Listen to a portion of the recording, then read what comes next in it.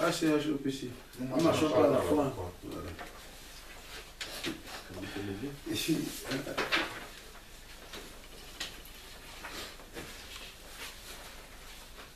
Ce sujet, vraiment, c'est... Voilà, effectivement, c'est tout le monde rejeté. C'est l'intégrisme religieux qui voudrait que tout le monde doit être comme moi.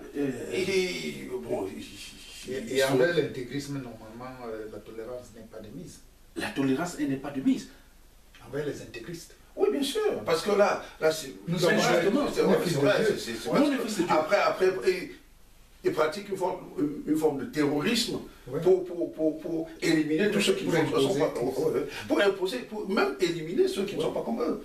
Donc c'est vrai que... C'est pour ça que je me suis posé la question en traitant ce sujet, par moment, si j'étais vraiment dans le sujet. Mais je voudrais prendre... bon, c'est l'exposant. C'est lui l'exposant. C'est pas le sujet. C'est lui qu'on pose des questions. Parce que moi, je travaille d'abord sur la question de la tolérance. La tolérance, ici, c'est-à-dire que la définition... Je suis allé chercher, j'ai trouvé deux définitions sur la tolérance. La première définition, je l'ai tirée, n'est-ce pas, de Wikipédia sur Internet, qui dit que, dans son sens le plus général, la tolérance désigne la capacité à accepter ce que l'on désapprouve. Oui. Ouais. Bon. Et c'est-à-dire que l'on devrait normalement refuser, c'est-à-dire que ce que l'on devrait normalement refuser, on a la capacité, c'est la tolérance d'accepter. Et puis, il y a au niveau de... Oui, non, c'est pas... L'un n'a pas été positif, oui, mais l'autre... Bon, mais la question ici, c'est l'attitude de quelqu'un qui admet chez les autres des manières de penser et de vivre différentes des siennes propres. C'est ça la tolérance. Pour l'homme.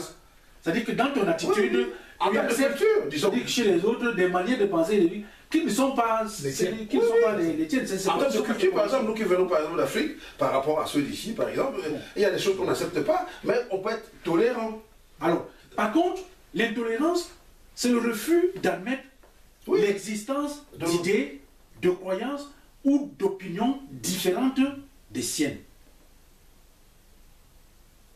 Ça veut dire que je suis intolérant lorsque je n'admets pas qu'il y ait autre chose que ce que je pense. Et le sujet va jusqu'à persécuter ceux qui les soutiennent. C'est-à-dire que celui qui soutient quelque chose qui est contraire à ce que moi, je pense... Mais c'est ça. Je le combats. Je le combats, je le persécute. Oui. C'est bien dit, le persécuter. Oui. C'est ce que nous vivons actuellement. Ah oui, exactement. Avec l'intégrisme religieux. Bon. Non, mais je voudrais continuer parce que je suis allé pêcher une ou deux choses.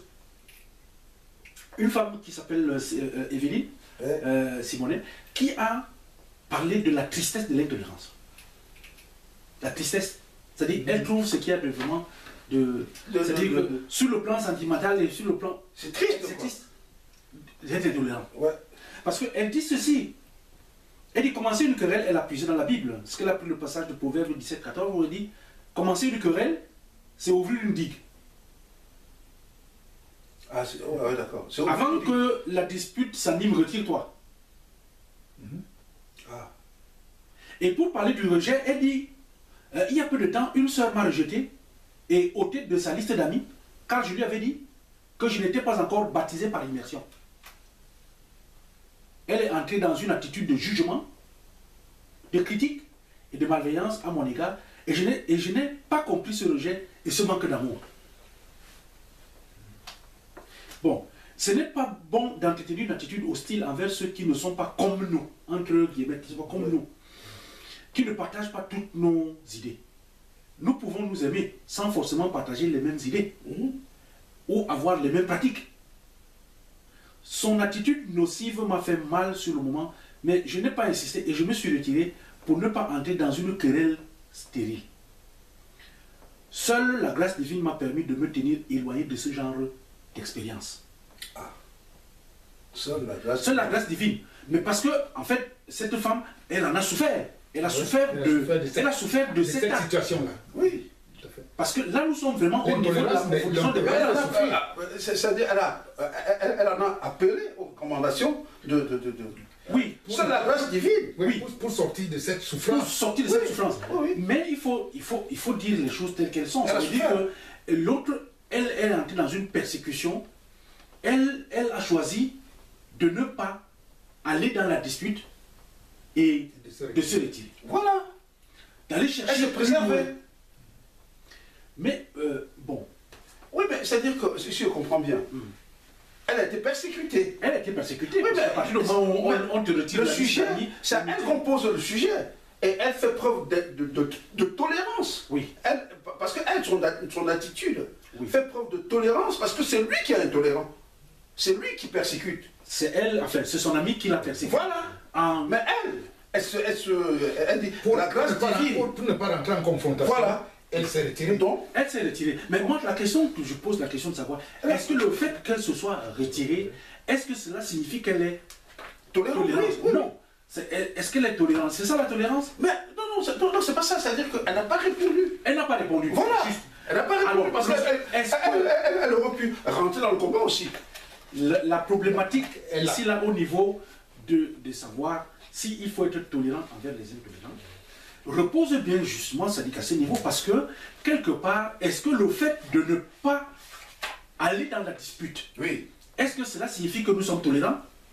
Pas forcément. Pas forcément. Oui, mais quelque part, pour moi, comme je disais là, nous sommes des êtres humains. C'est-à-dire que moi, aujourd'hui, si je suis attaqué frontalement, comme elle a été un chien, il y a beaucoup plus de chances que je réagisse.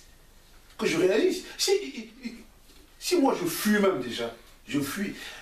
L'essentiel est que dans ma fuite, que je n'ai pas de rancœur vis-à-vis de la personne. Donc, c'est une sorte de tolérance que je pratique. Ça veut dire que nous sommes... Oui, je comprends parfaitement. C'est-à-dire que l'attitude, le comportement chrétien, c'est de refuser le conflit. Voilà, déjà. Voilà. Mais quand tu refuses le conflit en tant que chrétien, est-ce que tu vas prier Dieu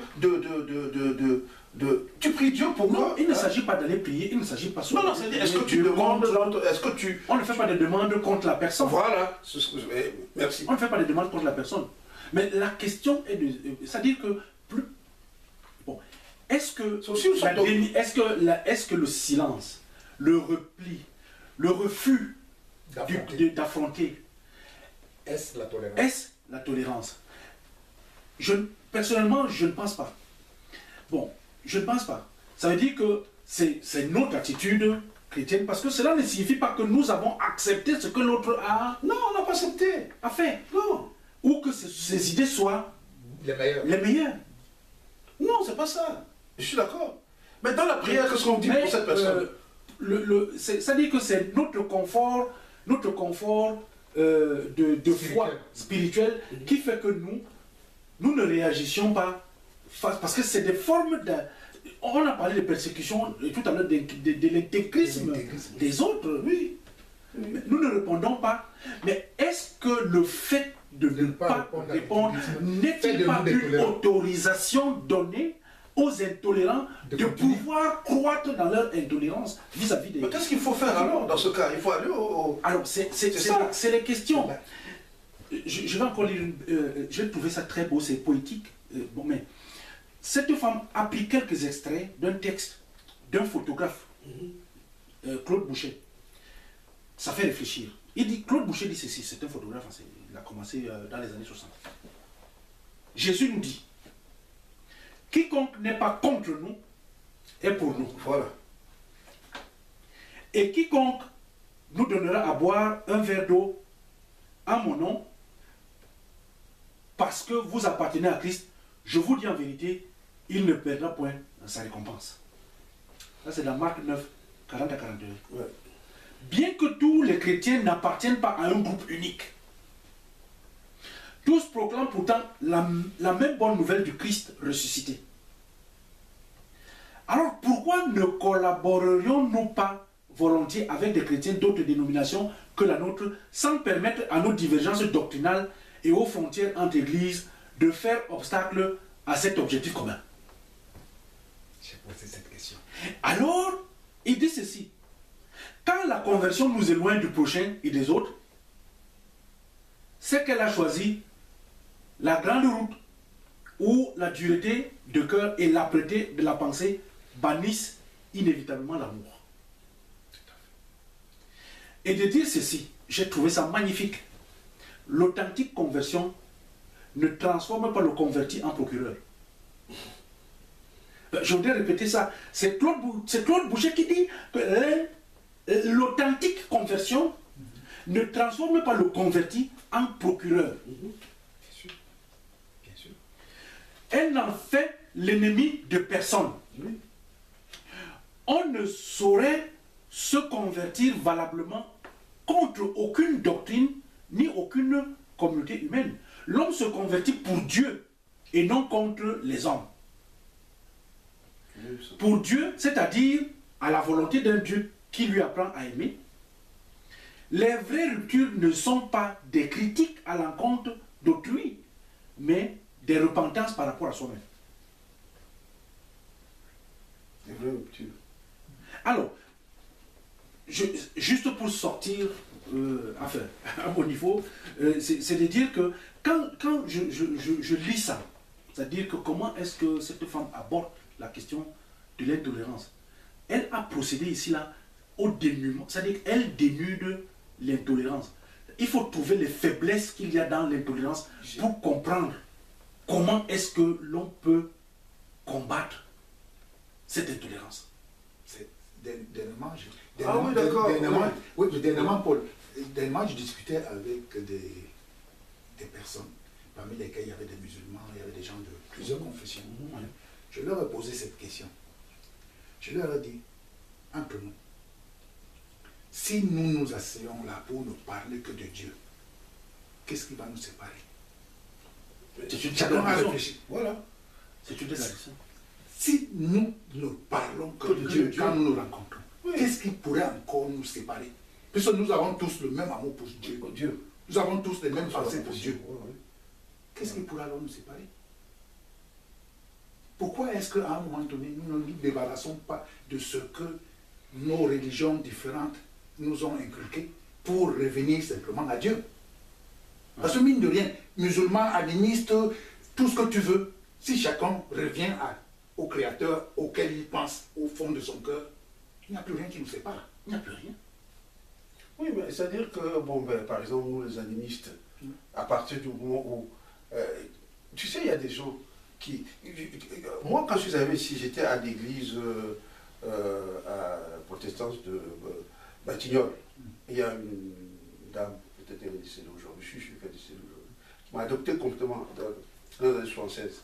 Mais cette dame, elle était tellement ancrée dans le protestantisme que les quelques rares fois que je suis allé, par exemple, à un baptême d'un proche dans une église catholique, elle m'a écrit des pages.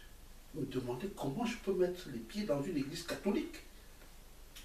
Comment je peux mettre... Elle ne comprenait pas parce que c'était vraiment mon mentor. Hein. C'est une dame qui me briefait, machin et tout. Mais je lui disais tout aussi. Par exemple, dans notre culture, nous sommes des chrétiens. Un catholique et c'est des chrétiens. Et ça, c'est le sentiment de l'écuménisme. Je dois me parler de l'écuménisme. Mais c'est ça le sentiment mordicus. Oui, mais c'est ça le sentiment de l'écuménisme. Ne peut même pas mettre le pied dans une église catholique. Mais c'est le même Dieu, non? Mais c'est ça l'intégrisme, justement. Voilà, exactement. Parce qu'on ne parle plus de Dieu. C'est cet intégrisme que pratiquent certaines religions. Je voudrais éviter de citer, parce que quand nos images vont être diffusées, mais nous avons autour de nous des personnes qui, quand ils viennent chez toi, soi-disant pour te parler de Dieu, arrêtent de parler de Dieu pour te parler des autres. Telle religion a fait ceci, voilà, exactement. Telle religion a fait cela. Mais moi, à chaque fois, je leur rappelle que la place de Dieu est où là-dedans? Voilà. En principe, nous nous sommes rencontrés pour apprendre à mieux connaître Dieu.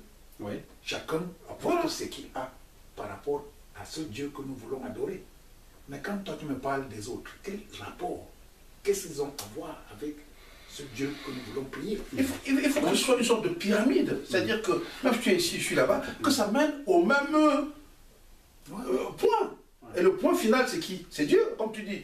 Mais les gens pensent que ça, non, c'est pas un pyramide, c'est un machin. Il y a le Dieu de l'Ouest. Nous nous référons tous à Dieu. Voilà. Malheureusement, aucun de nous réellement ne parle Dieu quand il rencontre l'autre. Voilà. Effectivement, c'est pour cette raison que si nous sommes d'abord socialement,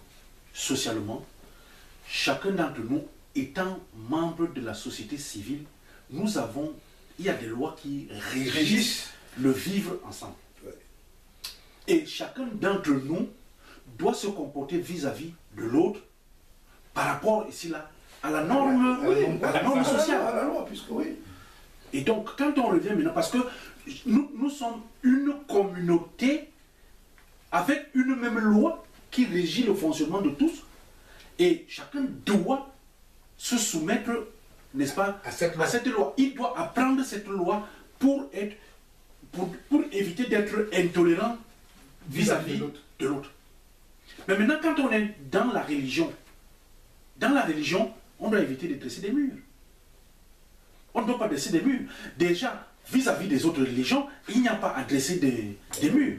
Il y a plutôt, je pense, un charme à connaître un peu ce que fait l'autre. C'est-à-dire que ce qui c'est-à-dire, c'est comme si nous traversons la barrière de la langue pour apprendre un peu comment... c'est-à-dire que ce que l'autre dit, bon, si j'essaie de dire ça dans sa propre langue, je crois qu'il n'y a rien de plus beau que de voir le sourire sur le visage de quelqu'un lorsqu'on a essayé de dire quelque chose dans sa langue. Et puis, maintenant, si nous sommes chrétiens, comment est-ce que nous pouvons être intolérants vis-à-vis de quelqu'un, alors que nous disons que nous sommes tous des chrétiens? Et je pense que, enfin, c'est une proposition par rapport au temps qui nous est imparti, de dire qu'il faudrait qu'on creuse encore l'autre dimension de cette approche que Paul a eue aujourd'hui. Enfin, qu'on lui laisse la possibilité d'aller plus loin, cette fois-ci, dans quelle est l'attitude qu'on doit donc avoir. Ce n'est plus simplement d'être intolérant, mais puisque on ne peut pas se limiter simplement à être tolérant envers les intolérants, comment faire pour que l'intolérance ne croit pas que la tolérance est une autorisation à ce que l'intolérance continue? Ça, c'est un autre sujet. Parce que sinon, c'est trop facile. Non, c'est facile, c'est vrai. Bien sûr. Ce serait trop facile. Ça veut dire que c'est une porte ouverte que ceux qui sont intolérants vont continuer. Mais écoute, comme quand je fais, il recule, il me dit, bon, écoute, j'y vais encore. Oui. C'est très, très subtil. Parce qu'à partir du moment où on sort de là, c'est ça qui nous permet de réviser encore nous-mêmes d'abord. Chacun dans son milieu de vie, mais aussi ensemble au niveau de l'Église. Parce que nous disons, nous ne devons pas simplement dire que nous ne voulons pas céder, n'est-ce pas, aux attaques de ceux qui sont intolérants, à leur intégrisme, à leur... Mais le fait simplement de dire que nous on évite, n'est pas une bonne solution. C'est une solution, c'est une attitude chrétienne, mais il y a quelque chose qui manque. Et donc on va laisser le sujet, n'est-ce pas, pour savoir aller plus loin là-dedans. C'est Paul qui continuera avec le sujet la prochaine fois. Oui, mais comme une amorce de réponse. Et comme tu le dis si bien, nous sommes dans la société civile régie par des lois. C'est-à-dire qu'on est appelés tous à vivre selon les lois sociales. Hein? Ça veut dire que si les lois sociales combattent déjà l'attitude qu'un intolérant peut avoir, par exemple, en termes de religion, pour les intégristes, ça veut dire que quelque part, parce que individuellement, peut-être qu'on n'a pas les moyens. Alors justement, la question, on n'a pas les moyens. C'est là le point. C'est là le point. Parce que nous ne fonctionnons pas selon, dans notre église, dans notre religion, nous ne fonctionnons pas selon la norme de la loi civile. La loi civile, elle a le pouvoir, n'est-ce pas, de la répression. Oui. Mais nous sommes des chrétiens. Oui. Comment est-ce que nous devons faire? Parce que nous n'avons pas de moyens de réprimer. Exactement. À la manière, n'est-ce pas, du pouvoir civil, du pouvoir temporel. Oui, oui. Donc nous, où est-ce que nous puisons notre force? Comment est-ce que nous faisons pour que les intolérants cessent leur manœuvre, n'est-ce pas, d'intolérance vis-à-vis des autres? Ça, on pourra revenir pour rester dans les marches. Ok. Merci. En tout cas, félicitations. Bon, le plaisir est exposé. Mais on continuera la prochaine fois à creuser. Nous allons maintenant évoluer au 9e point de notre ordre du jour.